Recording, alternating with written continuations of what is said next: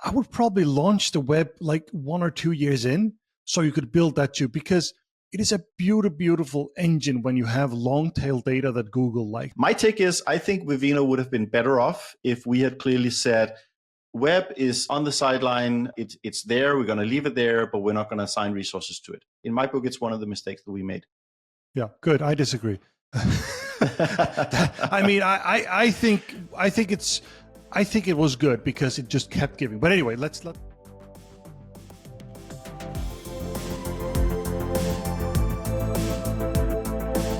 Hey everyone, this is Heini and Zachariassen here, and welcome to Founders Weekly, where we cover the news for startup founders and tell stories you can learn from. Today, we're going to do something very different. I've been playing around with the format, so here we go. We're going to try something totally new. First, my co-host today is Theis Søndergaard, Vivino co-founder and a friend. Welcome, Theis. Thank you, Heine. So happy to be here. Yes, I'm happy to have you here. So we're going to talk about today is how Vivino became the biggest wine app and community in the world. Looking back at how do we think, or why do we think we won the space? It might seem like an obvious question, and it's an obvious question, but is there an obvious answer? And we get the question all the time. But we're going to boil it down to the 5 most important decisions, sort of strategic decisions that we made. What were the decisions? What did we get right? What did we get wrong? So I think it's an interesting thing. And maybe at some point when people ask me this question, which I get a lot, I'll just have to send them through to this podcast, right? So what do you say, Theis? Is this interesting? Oh, I think it's certainly interesting. Well, it's a topic that you and I know a lot about, right? I think the important thing is to kind of stay honest on these things. We picked up 5 things, and I think for quite a few of them, there's a real question of like, was that the right thing to do? We can look back and say like, hey, it must have been because we won the space. But I think there's a lot of discussion there on like, was that actually the right thing for us to do, or did it actually slow us down? That's interesting you say that, but because in theory, you just need to win more and have more right than the competition, right? And finally, in this episode, as we've been through what we've done, we're going to look at one of our biggest competitors and say, okay, what did they do for those 5? So there are definitely things we did get wrong here, Theis, many things. So yeah, I think that's super important. I want to be as transparent as possible in this conversation. Okay, so let's talk about what we mean when we say win the space. So when we started out, there were 600 wine apps in the world. Now we're in a place where we are by far the biggest wine app and wine community, 69 million downloads, 14 million active users, and probably like 100 times bigger than number 2. So there's no doubt about that we won like the consumer space of wine apps. One could argue that commercially it's been going up and down. We've made our money on being a marketplace and selling wine, did it really well during COVID, but really it's been going up and down. In this conversation, we're going to focus mostly on how we won the consumer space and won the user share. What do you say, Theis? Yeah, absolutely. It was relentless competition, right? You say that there were 600 wine apps, and I think that's true when we launched or thereabouts. But I also remember these early years, where I was in charge of product, and we just saw a new competitor every week, and there were suddenly like 3,000 wine apps in the App Store, and these were serious competitors. Those that were coming out, not all of the 3,000, but like when I was monitoring the market, there was at least one new, well-funded, professionally looking competitor coming out every week. And so it was a tough space, but like you say, it's pretty clear that we won. And now the big question is, how do we do that? And did you find that annoying when you constantly got an email from an investor saying, oh, there's a new competitor out there? No, Heine. I love all emails from all investors all the time. Yeah, I know. It was a pain in the butt. It was a pain in the butt. It was a bit stressful. Also because like these were some of them you would just kind of sweep aside and say like, we don't need to worry about this. And I was trying to keep really focused on what we were doing and not be too distracted about what others were doing, because I was so convinced that we had the right hypothesis, that we had the right approach, that I didn't care too much to like, I didn't actually want to be too impacted by what all the competitors were doing. But obviously you had to understand what was going on in the market. And it was stressful. Yeah. I think that already there is a learning, right? You should peek at your competition. You should not copy them or stress. Just keep an eye on them, but that's it. Don't panic around it. Just keep it cool, which is hard, which is really hard. Yeah, ultimately it's a validation of what you're doing is actually worth something. Like there must be something there. If everybody and their mother is trying to do it, you must be onto something interesting. Totally. Okay, we're going to get to the first one. And the first one is an MVP strategy and relentless consumer focus. So what does that mean? It means that we only cared about the consumer, meaning the wine drinker. And on top of that, we had a total MVP focus, which meant we wanted to find out exactly what problem we wanted to solve and for whom. And we were totally relentless on that. Theis, first comments on that. So it's kind of two parts, like you say, right? There's the consumer focus, which I think is absolutely true. I think that was one of the keys to our success. It was also kind of a necessity in the sense that we didn't come from the wine industry. That's what we were. Honestly, we didn't know anything about. It's not the wine industry. We also knew, next to nothing about wine. So having the consumer focus was really, really natural to us, and also something that just, it made it very natural in terms of what to develop. We were quite sure, our underlying hypothesis was we need to be friends with the regular wine drinker. Like that's the casual one, right? Those are the people that we really need to embrace, and we need to make them feel at home, because that is the huge market, and that's how you get scale in this play that was ultimately about data, about getting ratings, about getting reviews. We knew we had to create a massive community, and the best way to do that is to focus on the largest group of consumers out there. So that's what we did. And you're right, it was a relentless focus on that. And it meant that a lot of things that we didn't do, right? There was a lot of features that we just, didn't even look at. And so how was that different? It really was different because a lot of wine apps were like 5 wine people that said, oh, we know a lot about wine, we should make a wine app. You know what? You really shouldn't. And the reason why you shouldn't make a wine app is because you will naturally make a wine app to other wine nerds. And we didn't do that. We had a clear focus. And remember in the early days, Theis, we said this, we don't want to build a wine app for people that have a wine cellar. We want to build a wine app for people that have 5 bottles of wine in the kitchen. That's who our target audience was. So that's the audience. Second one is, what problem are you solving? And what I always say there, one problem. The one problem we want to solve always is this one bottle you have in front of you, is it good or not so good? That's the key to everything. And how do you solve that, Theis? Yeah, well, you're absolutely right? You have to focus on one thing. The interesting thing with Vivino was actually that is a really hard problem. That was actually an impossible problem for us to solve. Super simple, super difficult. Yeah, and it was impossible for us to solve at launch because we wanted to solve it by showing you a rating from a community. Well, we didn't have a community. We didn't have ratings. So what we did was we took a step back and we found this use case, which was that people never managed to remember what wines they liked and what wines they didn't like. So the very, very first use case that we solved was simply that.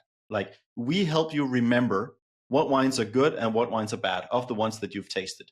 And that happened to be a massive use case. Like, that's how most people interact with wine, is that they actually don't remember from, next day, next week, next month, what did I actually try? What did I actually think about it? So we made this really easy to use tool of like, just take a picture of the bottle and give it a rating. And then we used that data to be able to, a year later, when we had a big enough community, to start giving back to people and say, okay, actually, you can still use Vivino to remember what wines you drank and what you thought about them. But now we can actually help you when you're in the shop, before you spend your money, what wine should you pick?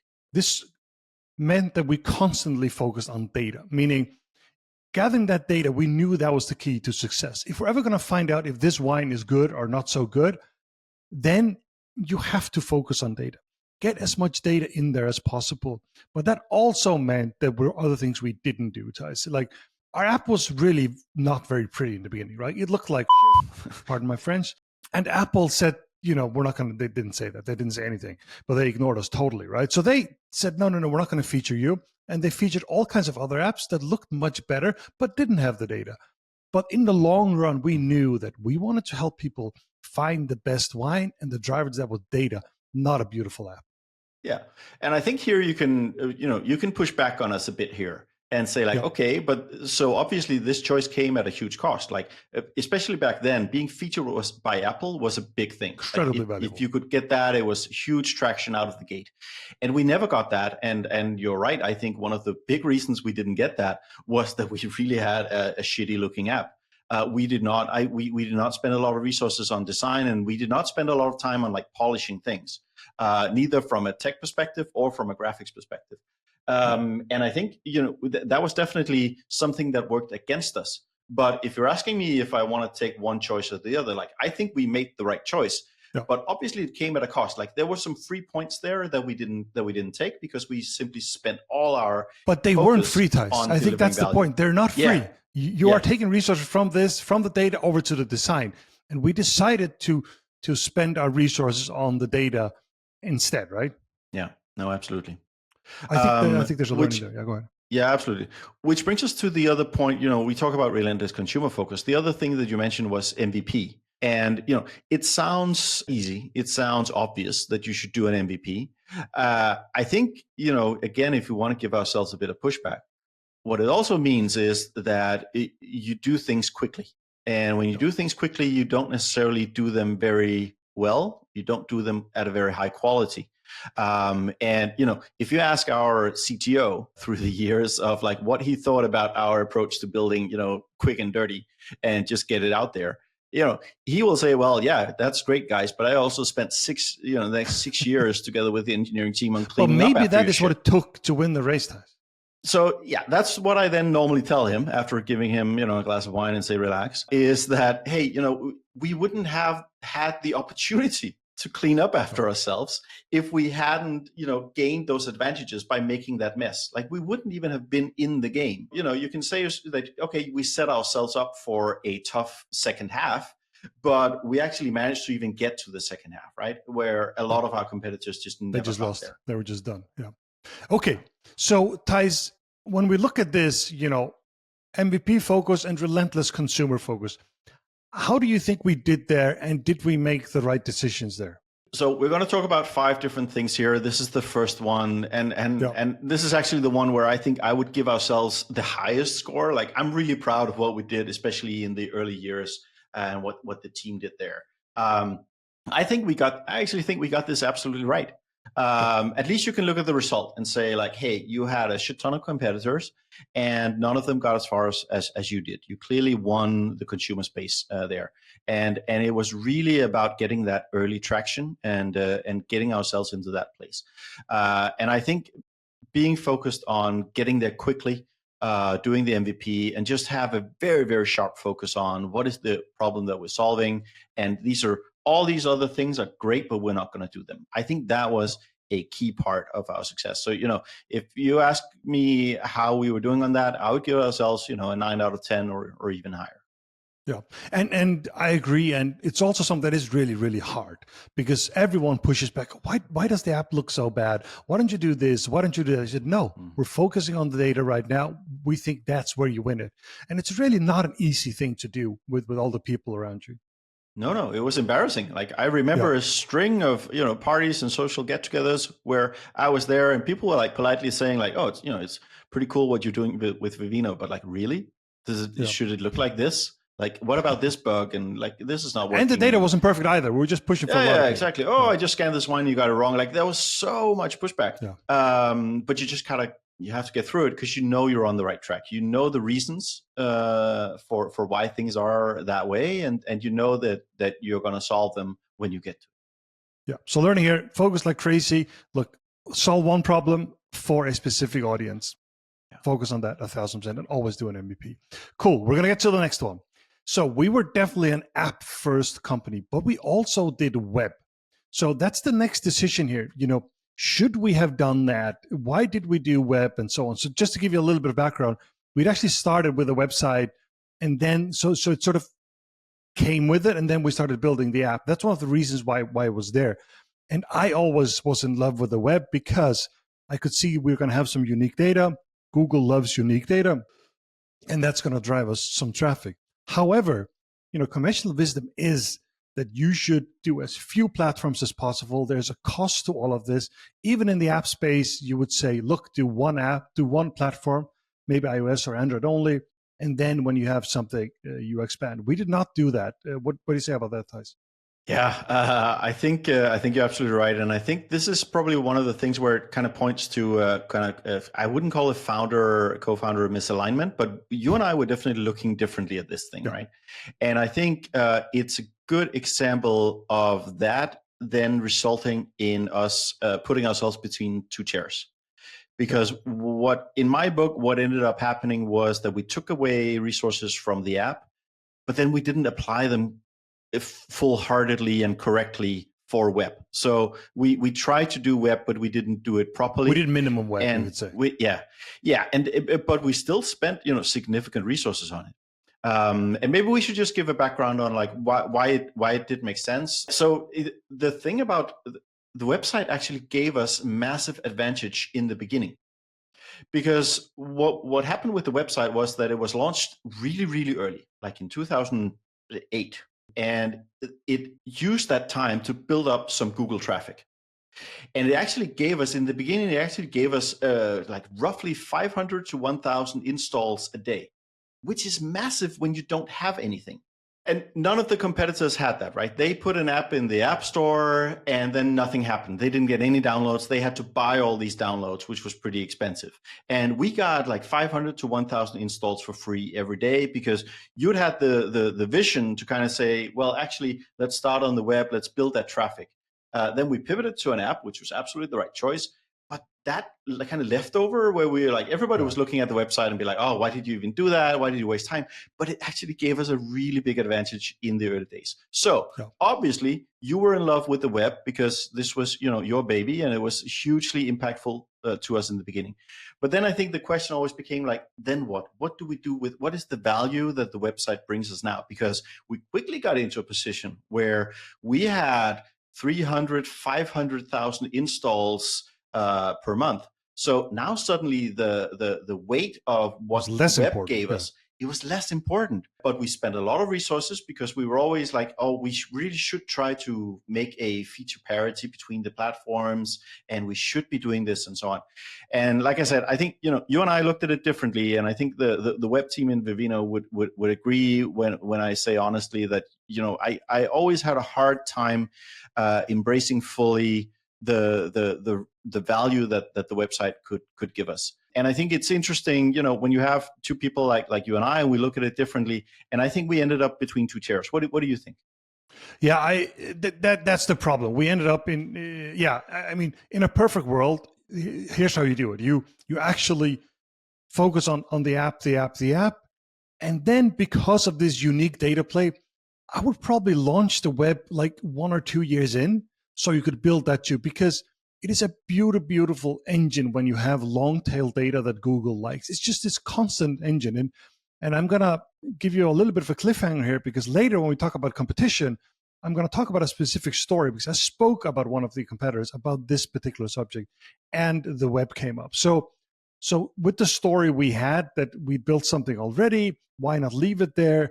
But I'm just not sure we ever found the balance. That's the challenge. Yeah, my point is though that I think we shouldn't have found the balance. I think we should have done it or not. So maybe it was okay. And well, I mean, my take is I think Vivino would have been better off if we had clearly said, web is on the sideline. It's there. We're going to leave it there, but we're not going to assign resources to it. I think we would have been better off. And I think we placed ourselves between two chairs. In my book, it's one of the mistakes that we made. Yeah, good. I disagree. I mean, I think it was good because it just kept giving. But anyway, let's not get deep into that. Looking at for others, I will say I love these organic engines that keep like investing in content and data that can keep giving in some ways. SEO is going to change in the future with AI and so on. I do not know what it's going to be in the future, but I love these investments in something organic that can keep giving. Think about it. Yeah, and I think a good point that you've had, you just did an episode about platform risk. If you do one app for one platform, like that is the definition of a platform risk. And so, if you can get user acquisition from other methods, you should really think hard about that. Exactly. Spread the risk a little bit. Okay, we are back, the third big decision was a move to the US. Let me just give you a little bit of background on that. So in 2013, when we just raised the big A round, I moved to the US to build the US market and to be present there. The theory behind that was, in the consumer space, if you want to win the world, win the US first, and then you win the world. And I mean, looking at your phone, your smartphone, you look at the apps you have on there. I mean, whatever, 75% of them are built in Silicon Valley, and that's where you need to be in the consumer space. So that was the theory behind that. And also, look, if you want to build the US market, you have to be there. You have to have Native Americans doing that, not someone from Europe that thinks they know English well and think they know the US market. You do not know the US market unless you're there and live there. So that was the theory behind it. The question is, it's a really huge decision, right? You're splitting up the founder team. I was in Silicon Valley and Theis was in Copenhagen. Also, for background, product engineering stayed in Copenhagen. I was building a leadership team as well as the US market in the US. But it was a big deal. It was very costly. Was that the right decision, Theis? I think this is the topic on Vivino, where there are so many pros and cons. Overall, overall, like if I should start with the summary, I would say it's absolutely right for us. It was a right choice for us to have boots on the ground in the US, to have a strong presence. And I also think it was right for you to move there. Yeah, I will say it was special because you and I had already worked together for a decade. Exactly. As partners, and so we knew each other really well. If you're a founder team that is less used to working together, I would maybe not advise doing that split, but for us it worked anyway. So boots on the ground in the US, yes. You on the ground in the US, yes. Do it in San Francisco, no. To me, this is clearly the one decision in Vivino which set us up for just constantly having 25% of our foot on the brake.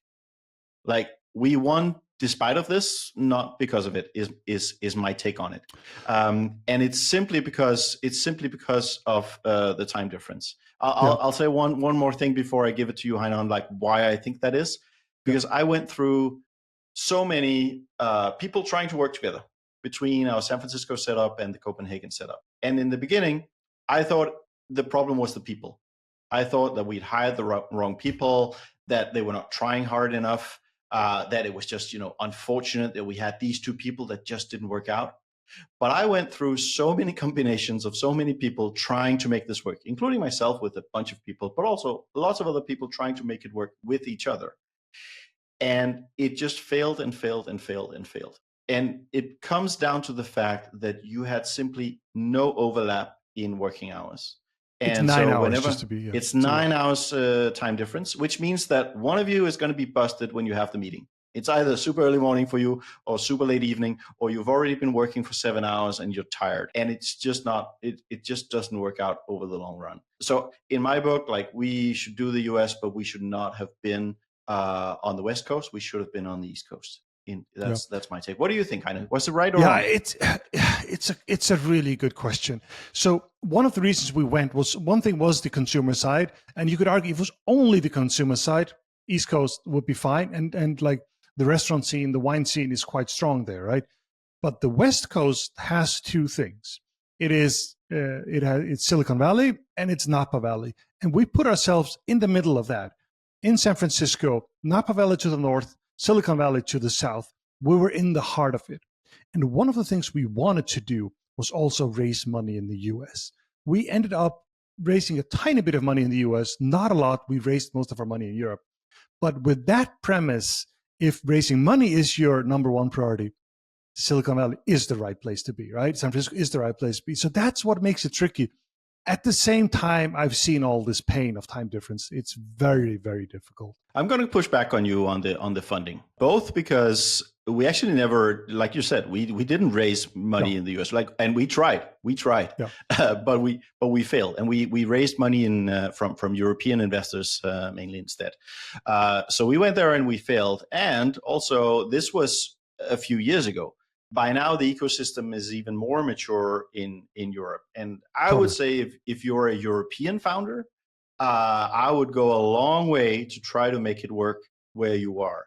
And because also on the consumer space thing, we went there because you need to be close to Apple, you need to be close to Google, you need to be close to Facebook, to Amazon, to Samsung, like all these things. You know what? Today, all these companies have great that wasn't the case back then, though. It wasn't the case back then, but now they have great representation in Europe. You can easily get on the inside of these companies if what you're doing is interesting to them while you're on the ground in Europe. So be aware that it just comes with a massive cost to your organization, because it's not just the founder and co-founder who has to stay up late and do these things. Of course, they should do that. Like that's part of it. And it's also not just the management team. These are well-paid people. They should also be able to do that. But it goes all the way through, because as you grow, suddenly it's the associate product manager that needs to talk to the junior marketing associate in San Francisco. And it just does not work over many, many months, over many, many years to do that. There's no sustainable way to do it, at least never one that we found. And it was always slowing us down. Here's the compromise I will do with you, if there is such a thing. So first and foremost, if you really want to play in the US market, you need to be in the US market. I think we agree on that. Yes. That's a requirement. So what has happened over the past 10 years, though, is that the funding market has changed, so Europe is much, much stronger than it was back then. And secondly, like you say, the key players in many of these also have a much stronger footprint in Europe. So my compromise would be, I think it was the right decision back then, but I would say to future startups, in most cases, unless you have to really specifically deal with companies in Silicon Valley, then stay on the East Coast if you have to work closely with Europe. It's really, really hard to work closely with Europe in Silicon Valley. Mm-hmm. There was one aspect, Heine, that I think you were much closer to than I was. I'm curious to hear what you think. One of the arguments for saying we have to be in San Francisco was talent, especially top talent and like management team talent, that this was the place. If you wanted to hire someone who had been successful in a consumer software company, and had grown it to, the 500,000 employees, a $1 billion company, you had to go to San Francisco to do this. And to me, that was like a strong argument. I was like, I bought into that one. How do you look at that now? Did we succeed in that? And what is it like today? I mean, I've lived there for 7 years, right? I mean, the people in Silicon Valley, I mean, it's incredible, the talent that's there. So the argument against it is, will you reach any of that? Are you able to hire that talent? If you're willing to pay, you are. So yes, I think we did. I think look, let me give you an example. So we did actually consider, should we just go to Napa? Napa is a small town and so on. And some of our investors said, no, you should not go to Napa. It's far up there. There's no talent. And I tell you, that was totally the right decision. Napa does not have the people we needed, and Silicon Valley does. So yes, I do think that matters quite a lot. The people that come to, it's people from all over the world that want to do something, and hiring those kinds of people is incredible. That's one of the things I loved about Silicon Valley, or love about Silicon Valley, is the people there. Mm-hmm. And you could also turn the tables, right, and say, okay, if I think it's so bad with this time zone split, then why didn't we just move the product and engineering department to San Francisco? Yeah, there are good answers. We should answer that too, Theis. Go ahead. Yes, and there's one answer there: money. We were able to attract amazing talent in Copenhagen by having an employment policy of just, it doesn't matter where you are in the world. If you are willing to relocate to Copenhagen, come and work for us. So we had a very, very diverse office. We have a very diverse office with 30 different nationalities working there. And it was great, but also much cheaper to have people hired in Copenhagen versus San Francisco. I do not even dare to think about what R&D expenses costs would be in Vivino if we had needed to have that team in San Francisco. And extra dimension that, Theis, is loyalty. People stay much longer in Copenhagen than they do in Silicon Valley. People move much more, so it's really hard to hire and keep people. Yes. And also, I think there's that aspect of With Vivino, we were a big fish in Copenhagen. We are a big fish in Copenhagen. And we were able to attract talent because it was a really cool place to work. People wanted to do that. If you are in San Francisco, the competition there in terms of employment is much higher. So it would be hard. Theis, we can talk about this for hours. So we're going to move to number 4 now. And that is, I call it new markets or not. And we're a global app, which means we have users in every single market in the world. But the monetization of the app is a marketplace, which is a little bit more heavy. You have to open a market to actually make money in that market. So the decision we made back in the day was actually to open quite a lot of market really fast. We ended up having 14 or maybe 15, let's say 15 markets. And so why did we do that? Well, we opened them because it was certain growth. You open another market and you'll get X number of growth. They were all profitable in itself because we already had the users. We didn't have to go out and market to them. But they added a considerable complexity, which means that some people would argue, why did you open 15 markets? Why didn't you do 1 or 2 markets and then got really, really good at it and then expanded? What are your thoughts on that now, Theis? By now, I think they're right. I think that is what we should have done. It would have been harder, but if you manage to do it, you have a much healthier business because you achieve 2 things. Not only do you decrease the complexity, but you also increase your footprint in the market that you choose, right? Oh, sorry, I misunderstood you there, Theis. Are you saying we should only have opened 1 or 2? Well, I'm saying that those people that are saying like, oh, we should probably have done less. I'm saying they're right. Okay. We should have done less. Because if you do less, like I say, if you do less, you get 2 advantages. Not only do you not add that complexity that you talk about, but you also get the advantage of getting deeper into a market. So we ended up with a relatively low market share in a lot of markets, instead of being a really important player in a few key markets. And it's hard to say if we would have succeeded with it, right? This is one of those things where you can look back at it and say, like, we did this, it added a lot of complexity, but it also added a lot of growth. All that growth enabled us to, do more fundraising, to attract talent, keep the boat going, and then just like with the MVP, kind of fix it as we get along and try to manage it. But I do think that the healthier business strategy would have been to focus. So why did we do it, Heine? Were you just greedy? Did you go for the easy way? What happened? So in order to stay and say, look, we're not going to do another market. We're going to keep getting better in one market. That feels like a risky thing to do, right? Because you're now relying on that you can do some work and that's going to give growth in that market. Mm-hmm. If I instead expanded to Germany, I could say, look, that's going to give us 12% growth next quarter. Done. Yep. So it feels like an easy way to do it. And you have constant pressure for growth. Grow. I think, okay, I can just do that. That I know that works. Yeah. And do other things and really getting good in one market. I'm not saying it's harder, but it feels more risky at the time.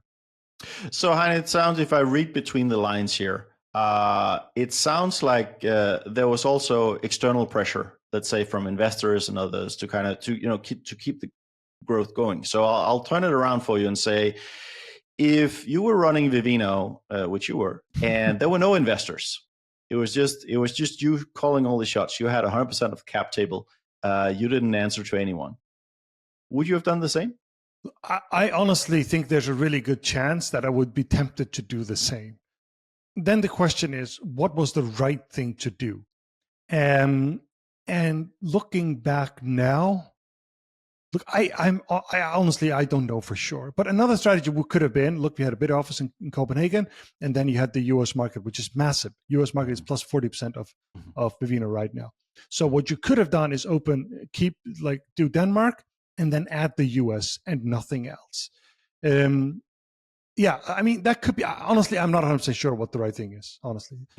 Generally, and we're also quite unique because we had users in all these markets. I think in our case, the answer was probably a bit in between. There were some big, obvious markets where we just had a lot of users. And Take Germany, France right away. Germany, France, UK, Like these are very mature also in terms of e-commerce. And they were very, very mature for us in terms of our community. I think that's where we should have stopped and kind of said, okay, instead of doubling our GMV by going into these 6 other markets, let's try to just double our conversion rate in the existing markets and see if we can grow that way. Like you say, it's uncertain, but it would have freed up a lot of resources to try to make that work. And if it had worked, then we would have been in a better place. The problem with running 15 markets, just so people understand, is that there's always something small locally, another payment method, another legal requirement, and it sucks up your resources to do those things. That's the challenge. It does customer service and all these special languages. Like with shipping and so on. If you're a pure software company, you don't need to deal with these complexities. But we're a company where ultimately at the end of the day, we make most of our money by getting a bottle of wine from A to B, and that's just different in every single market we're in. Yeah, and the other thing is that you have constant pressure to open these markets from users. Oh, why don't you open here? Why don't you open here? And so on. That's also something that. So I think my conclusion here is, we might have gotten it wrong, but I'm pretty certain I would have done the same thing next time, or maybe a little bit in between. I like the honesty, Heini, because I also think that this is about personality as well, right? You have a certain aggression when it comes to growth and pushing. You want to see these numbers going up, and there's a good reason for that. I think you would have pushed for it anyway. So there you go. Yeah, I think there's a risk of that. Thank you for that honesty also, guys. Cool. We're going to go to the next and the final one. This one is really interesting, right? And this is one I call monetization, wine sales, or digital subscription. Vivino has largely been funded by selling wine through the app, but there is a backstory. Let me just give you a little bit of backstory here. We actually started out early with having a small, first a paid like one-off $5 thing. Then we built a subscription like back in 2012, and then discontinued it in 2015. And the reason we did that was a couple of things. And again, I don't want to point towards investors, but there was no doubt that all the investors said the same thing. This is a waste of time. Nobody ever made it rich by making an app subscription, something like that, which was true back then. Then it changed, and now some of these companies are doing really well. And then fast forward to 2023, and we launch a premium version again. So we've been going back and forward on this for some time. I mean, first question here, Theis, should we just have continued with the paid version of the app back in 2015? I think we should. Well, no, not just the paid, like the subscription version we should have continued with. I think this is a case of like, we didn't skate to where the puck was going. It was hard to see that the puck was going there, but in hindsight, you can see that it became much more kind of embraced by consumers to have apps that you are subscribed to and that you pay for. I think Netflix and all those guys helped that, right? Yes, absolutely. And then it broke into other services that was not just like content delivery, right? That was also like actual utilities and so on. It became much more normal to pay these subscriptions for software. And what it does to your company is it makes it much more resilient. This is money straight down to your bottom line. If you can get it to 10, 20, 30% of your revenue mix, suddenly you're much more resilient to changes in the market. And I think we just didn't see that in 2015, 16, 17, that the market would kind of mature in that way. So, shame on us for not being visionary enough on that one. It was quite natural.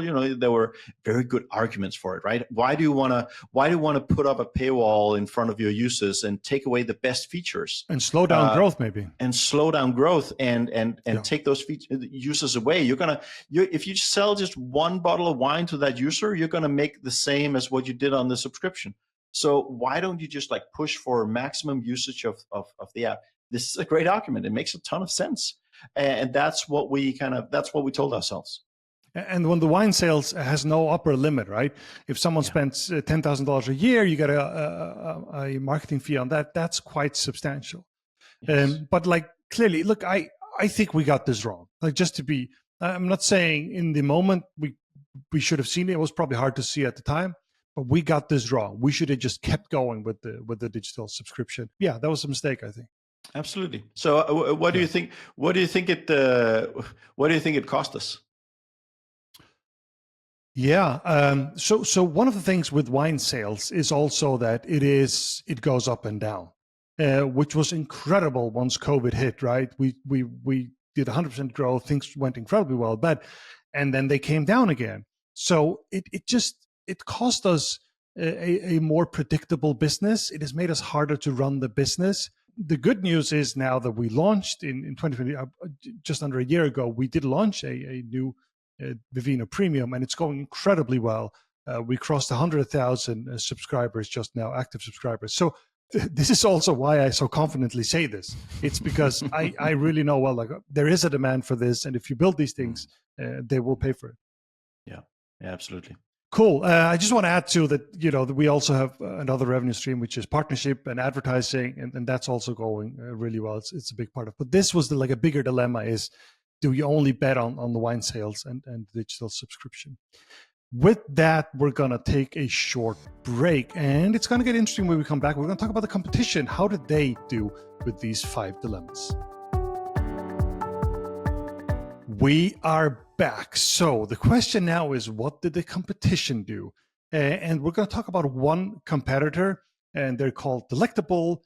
We picked them because I think they were clearly a number 2. I don't think that anyone else got as close as they did. They were based in San Francisco, started around the same time, a little bit later, and they were a full-on competition or contender to the top spot all the way up till 2016 when they were acquired by another one, like a publisher. And at that point, not much has happened since. And I consider them, okay, it's over now. In features and so on, they looked a lot like Vivino. And the thing is, they've done things very, very different. And then we can sort of say, okay, were those decisions that we made, was that the reason? Let's start with the first one. So MVP and relentless focus on consumers, definitely not. What do you say, Theis? Well, I was never in there, kind of in the room when they made decisions. So on the MVP side, I don't know. They definitely didn't have as many resources as we had because they were in San Francisco to the point of spending money. So the cost was higher. So I always felt like I could do 5 things when they could do 1. Which is a great advantage, right? Because I could be wrong 4 times and then I get 1 right, and they had to be right all the time. And I'm frequently wrong, so with that, the odds still worked for us. Yeah. But for me, the main thing that where they failed there was on that consumer focus. It wasn't that they weren't going for consumers, but they were going for high end. They were going for like connoisseurs. They wanted kind of influencers, to be chefs. They wanted. Exactly. They wanted to be the influencer platform for wine. So, and the thinking was regular people will go to the influencer platform to get informed about wine, to get the recommendations, and they will follow these influencers. And it trickles down. And then it trickles down. It just never did. And it just, most of the features were just not relevant for regular people, and it just wasn't the use case. Like that wasn't what people were about. What we had was so much stronger. Take a picture of a wine, and we'll tell you a rating from a huge community. They had that same feature, but they had no data because they had no user base. So they would give you a very, very thin rating, and people look through that. But this spooked me, Theis. When I saw their strategy and I talked to people in the industry, like, oh, wow, everyone is talking about these guys. And I got really, really spooked. Like, okay, this is really, really smart. They're going to get everyone on board. They're going to beat us. I literally thought that. Obviously, you're a founder. You have to be a little bit paranoid. But I really got spooked by this. The interesting thing, though, is that I was wrong. It had the opposite effect. Honestly, it sort of pushed the elitism in wine, which we did the opposite. We said, no, wine is for everyone. This is a simple app for everyone. And they pushed elitism. So in many ways, pushed people away, honestly. Yeah. And I think the thing that they did that we didn't was they cared a lot about design. They made a really much pretty more app. Polished. So they've got on the inside of Apple. Like I cannot count the number of times they were featured in they were featured in the App Store over and over again. And we were like, what are you doing? We have 10 times the downloads. We have a much better product. But in the eyes of Apple, at least at that point, we didn't, right? Because ours looked like shit and theirs didn't. Theirs actually looked really pretty. And they also got on the inside of investors. Like they were always mentioned by investors when we were out fundraising. This was always the name that came up, and like, why can't you, why don't you do like these guys are doing? They seem to be on the right track, because what the investors could see was the surface. They could see all the Apple features and all these things. Apple features. Yeah. So this comes back to, look, focus on the core of the product, not the polish. So they did the opposite of we did here. And that's one of the reasons why they didn't win. So the next one is app first, but no web. So again, they did no web as far as I recollect. Maybe they recollect, maybe they came late, but they did. And this is where I actually have a story. I met with the CEO at the time. Must have been in 2015, 2016. I met with the CEO. He was not the founder of Delectable. And we sat down and had the talk that we're having right now. And I asked him, what do you think? Why do you think we got better than you guys? Why do you think we won the space? He sort of knew that we were way, way ahead of them at the time. And he said web. He said, the fact that you had this engine that constantly gave you users, that we didn't have that. It was too hard for us to build. That gave us more data. And then in the end, get a better product. So it could be actually that the web gave us something we were not sure about was right or not, but that he thought that was one of the reasons. And he said that they had internal discussions. They talked about this. They thought, well, it could be the web that drove it. Yeah, and I think he's right. And I think this is also what we talked about. In the early days, web was super important for us because it gave us a foundation of incoming users, and none of the competitors had it. And I'm impressed that he saw that, because most of our competitors didn't understand. They did not understand the advantage that the website gave us. No. And so they didn't. Yeah, but they didn't even try to copy that strategy, right? Because they just saw, like, why would you even waste space and time on a website? App first, only app, right? So in the early days, web was super important, and Delectable didn't have it, and they didn't get that influx of users. No. Okay, so the next one, US move or not? Well, they were already there, but so again, the opposite of us. But really, really important. You touched on it already, Theis. They did raise quite a lot of money early on. We quickly passed them. But in the early days, they raised quite a lot of money.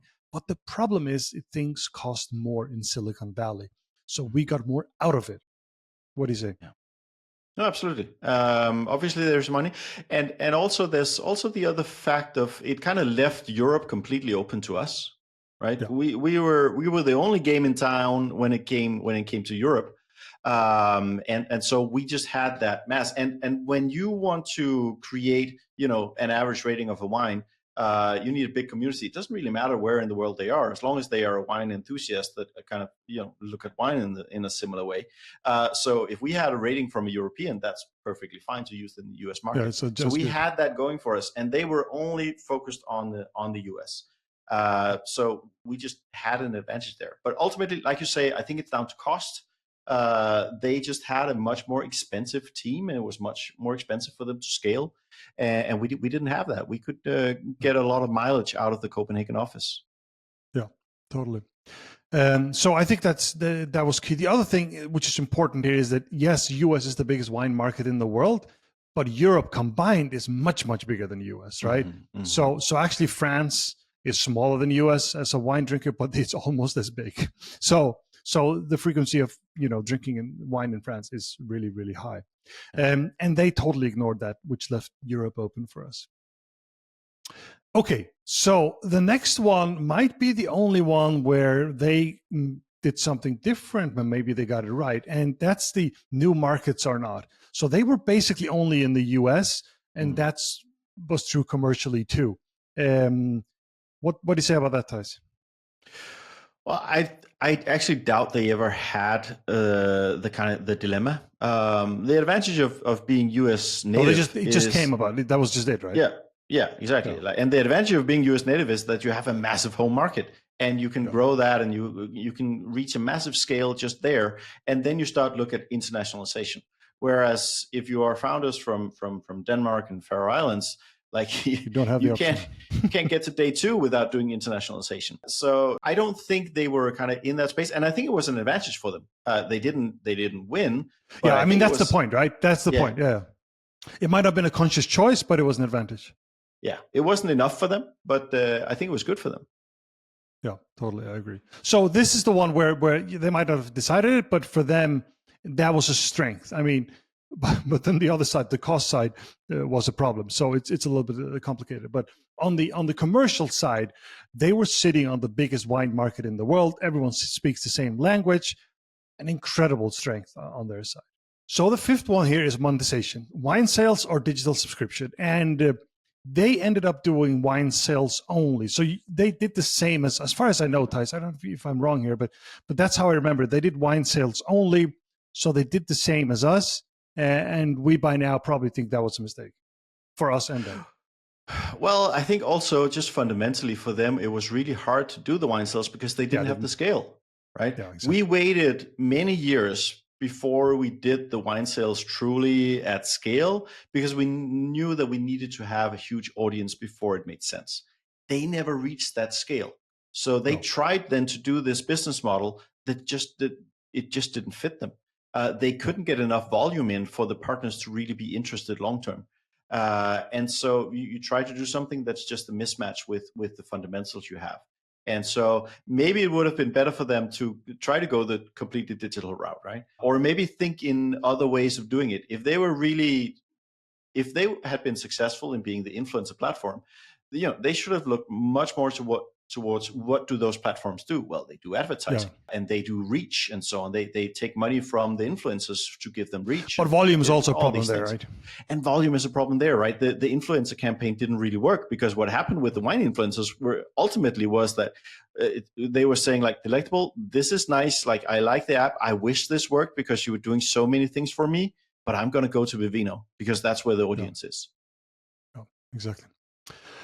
Okay, so if you look at these five Theis, it's quite interesting, right? So we came out as a winner, no doubt about that. But in like almost 4 out of 5 of these, they did it differently. They took other choices. Yeah. Well, I think we won despite of a lot of mistakes that we did. Yeah. We were blessed with the fact that we got a few key things really, really right. We had amazing timing on our side, and that was enough for us. So we were allowed to screw up a bit along the way. And so the message here, Theis, is really just make fewer mistakes than the competition. Yes, absolutely. No, but it is an important point, right? We are going to make mistakes. That's just the way it is. It is, and it's also back to who is it that says that the most important factor in a startup success is market. Like you need to be in a market that is happening, that is growing. Because if you are that actually allows for you to do mistakes. If you're in a steady or a declining market, like there's no room for you to make any mistakes. There's no margin of error. We were in a booming market, which was both like the app space, but also the whole movement of wine sales going online.